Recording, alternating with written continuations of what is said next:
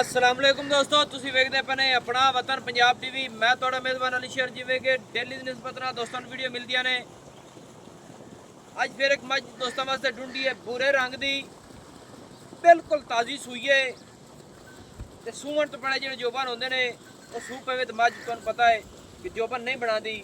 ਹਾਲੇ ਤੱਕ ਨਾਰੇ 'ਚ ਹੈ ਮੱਝ ਬਿਲਕੁਲ। ਤੇ ਕੈਮਰਾਮੈਨ ਮੱਝ ਨਜ਼ਰ ਪਾਓ, ਕੋਸ਼ਿਸ਼ ਕਰਾਂਗੇ ਨਾਲੋਂ ਨਾਲ ਮੈਂ ਧਾਰਾਂ ਵੀ ਮਾਰ ਲਈ ਸਾਂ, क्योंकि सौदा नसीब तो मुकद्दर तो होता है। धारा मार लैनियाँ, सारी डिटेल में आ जानी, बहुत अच्छी गल होंगी माशाल्लाह। दोस्तों बिल्कुल सज्जर मज सूई है। मालिक को पूछांगे कि कल की डेट है सूई, अगले टाइम सूई, पिछले मज की सिंगी मकूल मुनासिब, छोटी जी मोड़ ते कट्ठ दे विच, अखां बिल्लियां, वलैतक लंबी माशाल्लाह, धुन्नी कुड़ दा निशान नहीं, पैर बड़े पावर वाले, नौ गसे हुए। थोड़ा जी मज नूं क्या ना छड़ के विखा या एवें इत्थे टोरा फेरा दे मज मगर तौर से पूरी टुरदी फिर तसल्ली करा के इंशाल्लाह ते बच्चा लाने हैं माशाल्लाह। टुरन दे माशाल्लाह। ठीक है माशाल्लाह। दोस्तों थोड़े दारा पाई खड़ी है, बच्चा हो सकता है पैगी होवे थल्ले, क्योंकि नसीब की कदर की गल इत्थे हवाने चेक कर रही है माशाल्लाह। दोस्तों हवाना थब्बियां दा लई खड़ी है हाजिर टाइम माशाल्लाह। अच्छा तसल्ली करनी है और मझ के थले बच्चा पड़े लग्या सी, उस वजह तो मझ ने धारा पाई हुई ने। बाकी कोशिश करने हैं सारी बाडी भी खा के ते बच्चा लाने हैं माशाल्लाह। थोड़ी और अगे रखी आई अगे आमन दे ते बच्चा लाए ने ऐन मुँह में मझ कर लवे या बच्चा ही लाया अं पहले बच्चा ही लाया मझ अं मुँह कर सी धारा उली साइड खा सा पूरी। दोस्तों ये हम मालिक को पूछ लेने कि कितनी चुआई हुण करनी है। बच्चे वगा थले ले चल मझ नूं इस तरह कर लो फिर बच्चा ला दो। बच्चा पर उछाड़ देगा मैं तो खेत और खेत और आ जा खेत नाला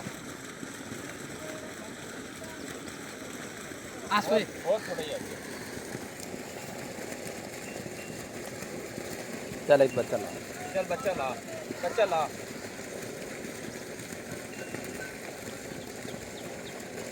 फिर रह जनाब।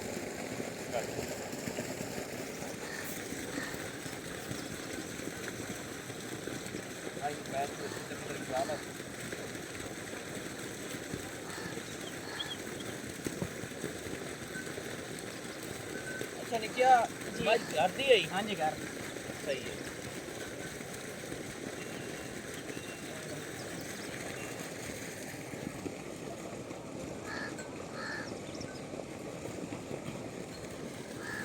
दोस्तों कैमरे थोड़ी कहल होंगी है, बाकी है नहीं है बिल्कुल घर की मझ है, घरेलू मझ है, नस्ल ज़्यादा पूरी है। तो पुछ रहा है कितना सुआ जनाब सूई है? दूसरा थल्ले की है सो कट्टा किस सूई है? कल इस टाइम ये हुण कितनी चुआई करनी है? तीसरी मझ दारा क्यों पाई खड़ी है? कट्टा थल्ले की है सही है। अच्छा दूसरा सुआ सूनी इस तरह हुण भी एकला ने इस तरह ने के दिया तो ता मत दारा पाई। अच्छा अच्छा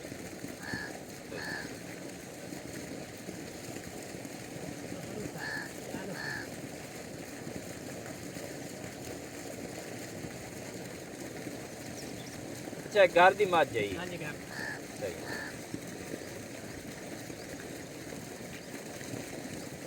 हुण वेल जो की है ये पास दे पूरा बड़ी बच्ची बराबर मुंह भगवा था नाम।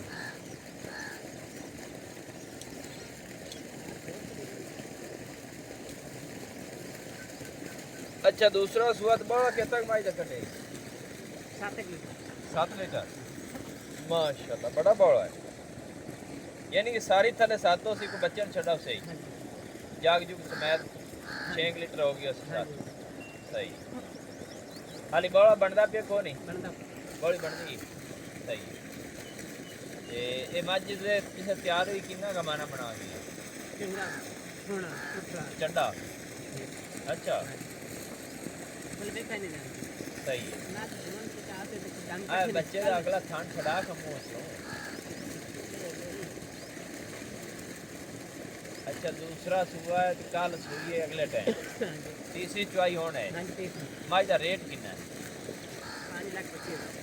5,25,000 फाइनल तो फाइनल किने दी का गल करी फाइनल तो फाइनल कर लेते पूरे पर पूरे 5 लाख सही है दोस्तों ਇਹ दूसरा सूआ है मज फाइनल डिमांड इनकी 5 लाख रुपया है बाकी सौदा नसीब तो मुकद्दर बंदा है मज अल्लाह के हुक्म नाल हर पास पूरी बर्तन लेते आवा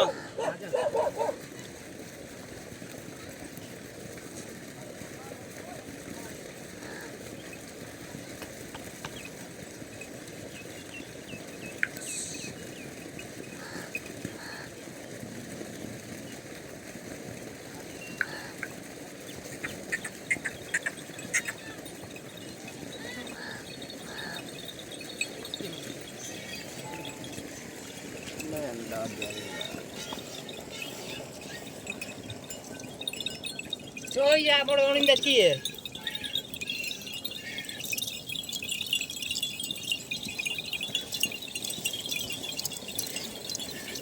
सदाम कट्टा देखा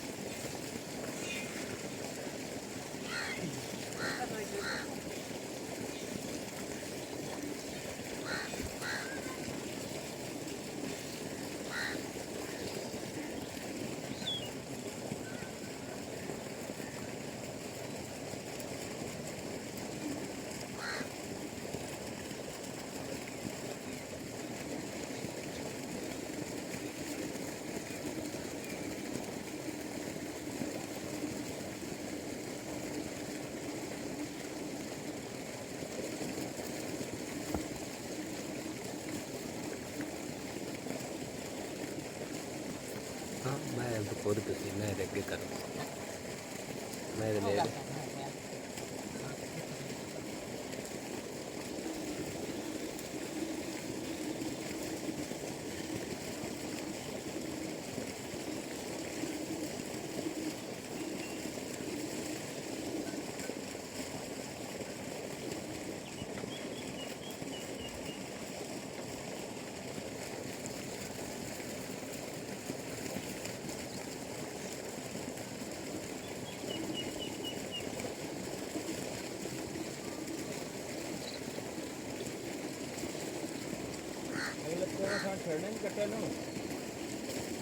वाले तो कर रहा हूं बेटा तो देखो जा पीछे चो सारे चार को एक साइड